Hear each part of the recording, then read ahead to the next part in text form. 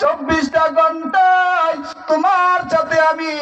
তুমি যখন রাত্রেবেলা ঘুমাইতে যাও দরজাটা লাগাইয়া কম্বলের ভিতরে লেপের ভিতরে যখন ঘুমাইতে যাও,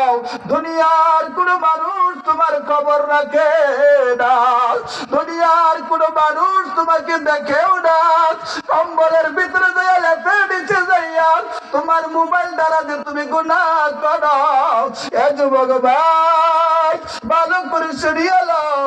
আমার আল্লাহ বলে দুনিয়ার কেউ যদিও তোমার সাথে না থাকে, আমি আল্লাহ ঠিকই তোমার সাথে আছি। ওই লেপের নিচে কম্বলের নিচে কি গুনাহ করতেছ সেটাও আমি আল্লাহ কিন্তু দেখতেছি, আমার কম্পিউটারের ভিতরে লেখা হয়ে যাইতেছে। এই জন্য আল্লাহর বান্দা